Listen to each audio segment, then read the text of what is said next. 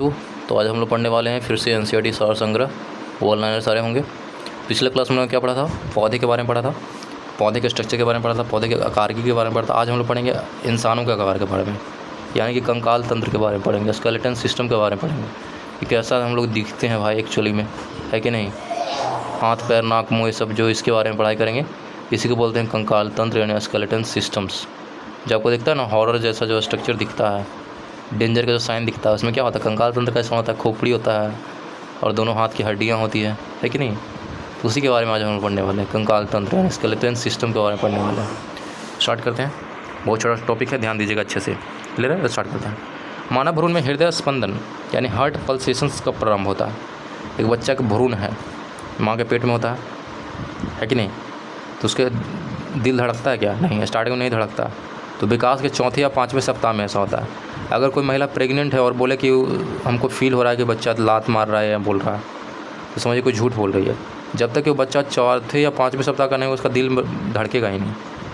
तो याद रखना है, भ्रूण का जो बच्चा है वो आपको धड़कता कब है, जब उसका चौथा या पाँचवें सप्ताह, लगभग कि 1 महीना से ज़्यादा का हो जाएगा। 1 महीने से अगर ज़्यादा का बच्चा है तो उसमें क्या, उसका दिल धड़कना शुरू हो जाएगा। तो याद रखना है, उससे पहले उसका दिल बनता ही नहीं है। 1 महीना जब तैयार होता है तब उसका दिल धड़कना शुरू।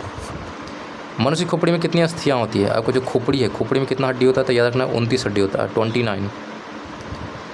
29 के 29 छेद करेंगे खोपड़ी में, ऐसे करके उसे याद कर लीजिए तो आपको याद रहेगा कि खोपड़ी में क्या 29 छेद करेंगे, यानी 29 हड्डियाँ होती हैं।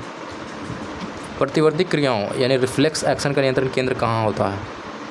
तो कैसेरकुलर जो है स्पाइनल कॉर्ड के अंदर होता है। प्रतिवर्ती क्रिया जैसे कोई भी चीज़ को देखकर प्रतिक्रिया करते हो आप, रिफ्लेक्स एक्शन यानी कि आपको डर लगा था, आपने हट गया, या आपने मारने के लिए रेडी हो, रिफ्लेक्स कर रहे हो खुद को। जैसे कोई सामने आपको मारने आता, आपने रेडी हो मारने के लिए, उसे अपने हाथ पे उठा लिए, तो प्रतिवर्ती क्रिया कर रहे हो कि नहीं। तो उसका नियंत्रण कौन करता है? तो उसका केंद्रक जो है वह कैसेरकुलर रज्जु यानी स्पाइनल कॉर्ड में होता है, वही सारा कंट्रोल करता है स्पाइनल कॉर्ड से ही, ठीक है। वयस्क मानव में कितनी अस्थियाँ होती है? आपसे पूछ सकता है। अगर आदमी व्यस्क हो गया है तो उसमें हड्डियों की संख्या कितना हो? 206 होगा, याद रखना 206 हड्डियाँ होती हैं। नाखून काटते समय दर्द नहीं होता क्योंकि नाखून मृत कोशिकाओं के द्रव द्वारा बने होते हैं, जिनमें रक्त संचरण नहीं होता है। यहाँ द्रव की बात की गई है, यानी पदार्थ की बात कही है, समझ रहे हैं। यहाँ द्रव वो लिक्विड वाला बात द्रव नहीं है, द्रव है यानी कि पदार्थ की बात कर रही है। तो नाखून जो है मृत कोशिकाओं का बना होता है, इसी कारण क्या होता है, हमें दर्द नहीं होता है क्योंकि उसमें रक्त का संचरण होता ही नहीं है। हमारे शरीर का सबसे दृढ़ भाग कौन सा है? ये सबसे कठोर भाग, सबसे मजबूत भाग कोई है तो हमारा वो क्या है?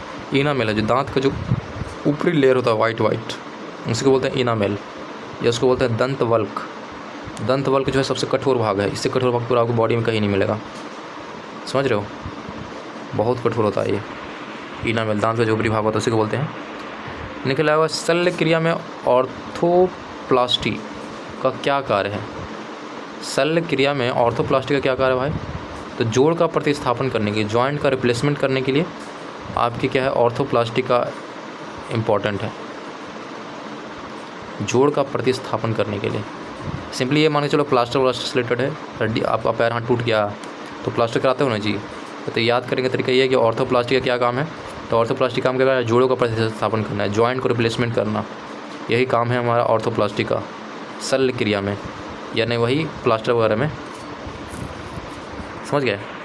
नेक्स्ट है, मानव शरीर की सबसे छोटी हड्डी कान में होती है, ये बहुत इंपॉर्टेंट है। आपसे पूछ सकता है मानव शरीर की सबसे छोटी हड्डी का नाम क्या है? सुना मैं स्टेपिज, कहाँ पाया था? कानों में पाया था। हमारे कान के अंदर एक हड्डी होता है जिसको बोलते हैं स्टेपिज, वो क्या है? सबसे छोटी हड्डी है हमारे शरीर का। हमारे शरीर की सबसे लंबी अस्थि कौन सा है? तो फीमर है, जो कि जांग की हड्डी इसको बोलते हैं। फीमर जो होता है ना, कमर से लेकर वो जो घुटना तक के बीच में जो जांग है उसके बीच में हड्डी होता है, सबसे लंबी हड्डी माना जाता है इसको, क्लियर है। और सबसे छोटी हड्डी कौन होगा? स्टेपिज हो जाएगा, जो हमारे कान के अंदर होगा। कैसेरकुलर रज्जु यानी स्पाइनल कॉर्ड की बात हो रही थी, इसमें कितनी जोड़ी तंत्रिकाएं यानी नर्वस सिस्टम पाई जाती है? तो हमारे जो कैसेरकुलर रज्जु स्पाइनल कॉर्ड है उसके अंदर 31 जोड़ी तंत्रिकाएं पाई जाती है। कितनी जोड़ी? 31 जोड़ी। इसी कारण जो है स्पाइनल कॉर्ड को हम लोग अथिम बोलते हैं, देखो, क्योंकि उसके अंदर बहुत सारा तंत्रिका तंत्र है। इसी कारण उसको बोलते हैं प्रतिवर्ती क्रियाओं का नियंत्रण केंद्र, उसी कारण बोलते हैं स्पाइनल कॉर्ड को, क्योंकि उसके अंदर बहुत सारी क्या होती है, तंत्रिकाएँ पाई जाती है, नर्व्स पाए जाते हैं, 31 जोड़ी पाई जाती है, ठीक है। मनुष्य के शरीर में पसलियों की कितनी जोड़ी होता है? बहुत इंपॉर्टेंट, कितने पसली होता है ना, बोलता है कि मार के हड्डी पसली एक कर देंगे। तो पूछना कि कितना पसली तोड़िएगा मेरा, तो नहीं बता पाएगा। बोलिएगा कि 12 पसली होता है, 12 जोड़े होते हैं, यानी कि 24 पसलियाँ होती है आपके अंदर। मनुष्य के शरीर में पसलियों के कितने जोड़े होते हैं? तो 12 जोड़े, यानी कि कुल पसलियों की संख्या 24 होता है, याद रहेगा। मानव शरीर के हिंड वाहिनियाँ नली यानी कि फेलोपियन ट्यूब्स में शुक्राणु यानी स्पर्म, डिम्ब यानी कि ओवम को निषेचित करता है। क्या है भाई? जो मानव शरीर में हिंड वाहिनी नली है में शुक्राणु डिम्ब को निषेचित करता है,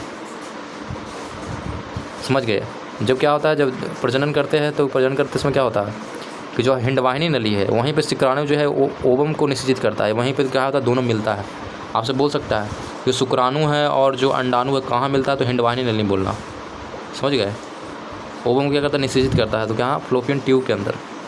क्लियर है?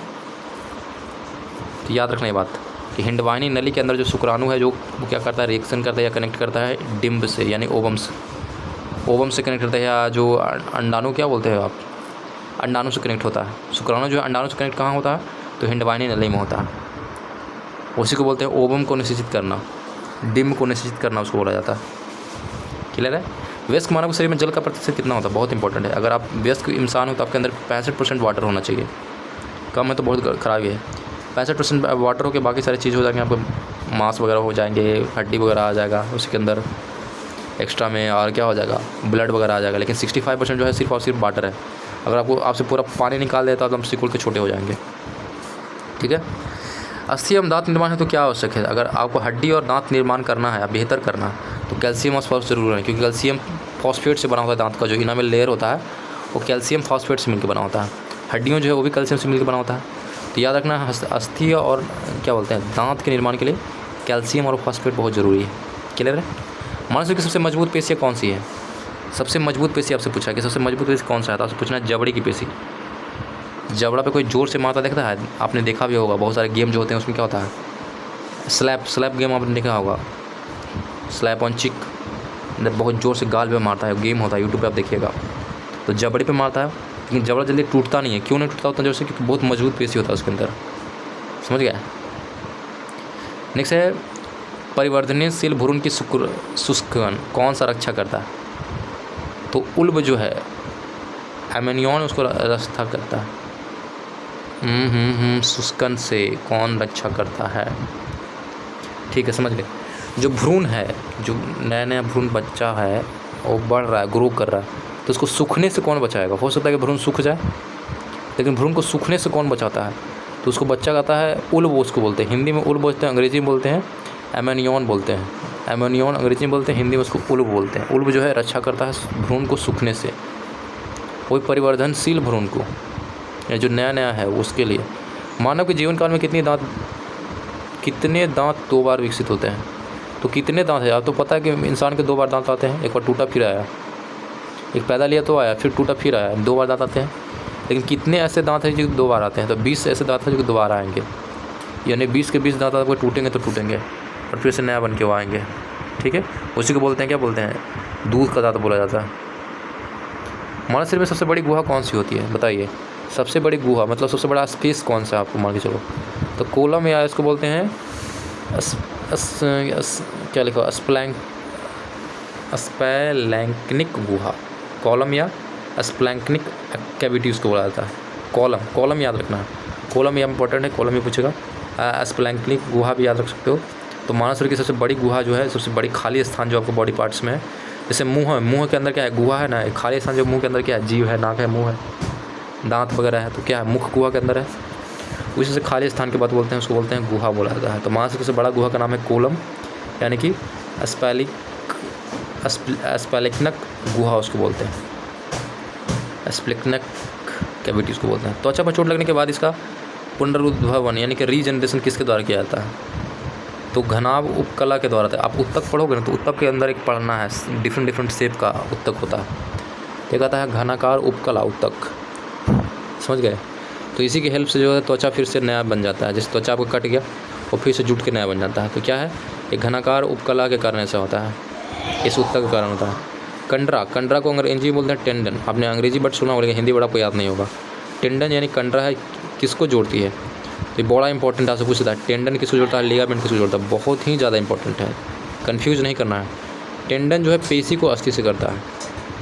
टेंडन देखो, याद करने का तरीका बताएं आपको। टेंडन टी से याद रखोगे ताड़, ताड़ मतलब पेशी हो गया, पेशी जो है क्या है, एज ए ताड़ काम करता है, तार जैसा काम करता है। टेंडन यानी हड्डी को जोड़ देगा, सिंपली बात है, तार से आप हड्डी जोड़िए, यानी पेशी से अस्थि को जोड़ेगा। स्नायु को बोलते हैं लिगामेंट, लिगामेंट है जो अस्थि से अस्थि को जोड़ता है। जैसे फिलामेंट होता है ना, फिलामेंट क्या होता है, बल्ब के दो सेम चीज़ को जोड़ता है, कनेक्ट करता है फिलामेंट, दोनों तरफ लोहा ही होता है, इससे हड्डी हड्डी को जोड़ेगा। तो फिलामेंट से आप लिगामेंट याद रखो, तो भुलाओगे नहीं कभी आप। लिगामेंट यानी कि फिलामेंट, क्लियर है। सो हिंदी में बोलते हैं स्नायु, स्नायु जो क्या करता है, अस्थि को अस्थि यानी हड्डी को हड्डी से जोड़ता है। लेकिन अगर पेशी को हड्डी से जोड़ना हो तो उसके लिए कंट्रा यानी कि टेंडन का इस्तेमाल किया जाता है। टेंडन हमारी बॉडी के अंदर होता है, ठीक है, लिगामेंट हमारी बॉडी के अंदर होता है, सब कुछ सब हमारे अंदर है। स्नायु और कंट्राएँ कैसे उत्तक हैं, आप सब पूछ सकते हैं कि ये जो टेंडन और लिगामेंट है कैसा उत्तक है, तो आपको बोलना है कि संयोजी उत्तक है, कनेक्टिव टिश्यू हैं, बहुत सारे सेल से मिल के बने हुए, क्लियर है। स्तनियों के अस्थि उपास्थि से क्यों भिन्न कैसे होती है,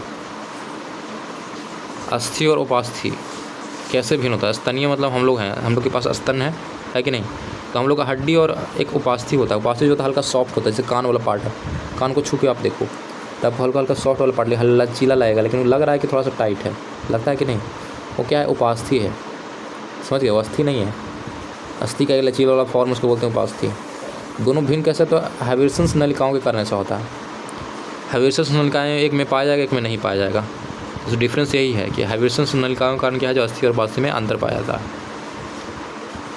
अस्थि का मैट्रिक्स किस प्रोटीन का बना होता है, अस्थि का मैट्रिक्स जो है किस प्रोटीन का होता है, कुल मिलाकर पूछ सकता है कि अस्थि किससे बना होता है, तो आप बोलना है ओसिन से बना होता है। अस्थि का जो मैट्रिक्स होता है वो ओसिन से मिलकर बना होता है।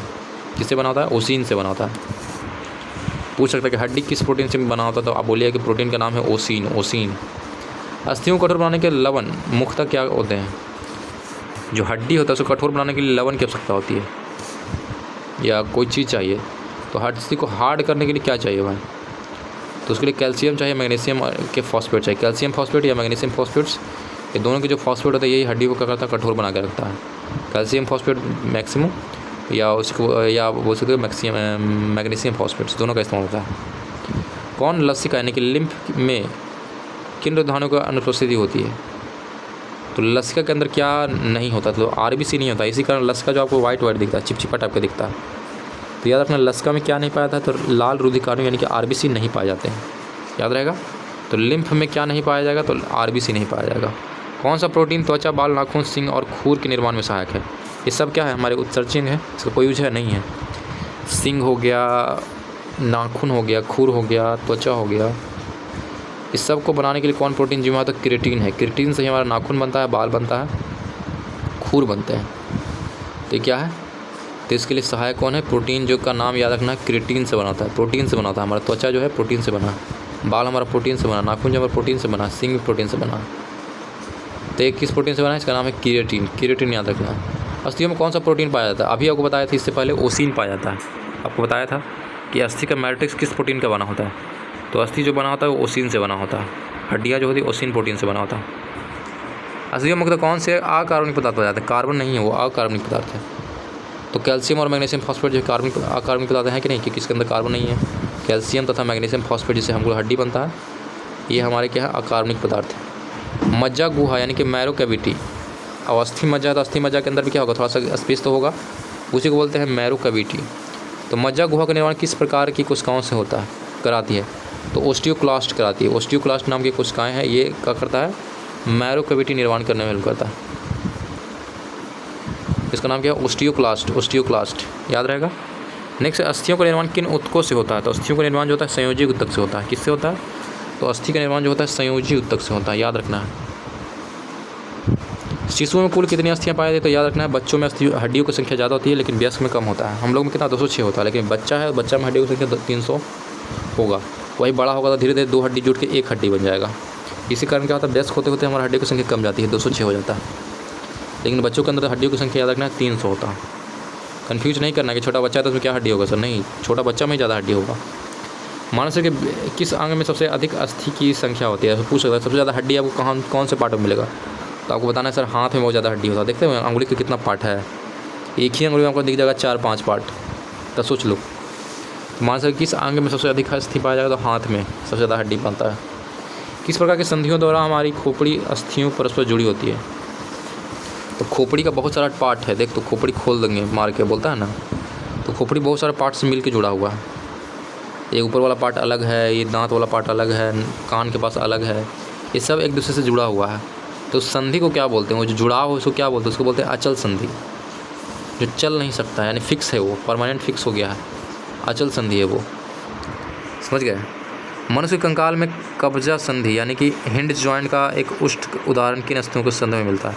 आप पढ़ोगे हिंज का मतलब क्या होता है, आपको पढ़ना पड़ेगा इसके लिए। देखो इसलिए मैं बोला था कि इसकी जब थ्योरी पढ़िएगा, हिंज के बारे में मैंने बताया भी है, समझ रहे हो? तो हड्डियों का बहुत सारा टाइप का होता है हमारे बॉडी के अंदर, तो याद रखना, सिर्फ इसको रट जाओ, और क्या बोल सकते हो। कब्जा संधि यानी कि हिंज जॉइंट जो है उसके साथ किन अस्थियों की संधि से मिलता है? तो अल्ना और हाइमरस, ये दोनों जब हड्डी मिलते हैं तो हिंज जॉइंट का निर्माण होता है, हिंज जॉइंट्स।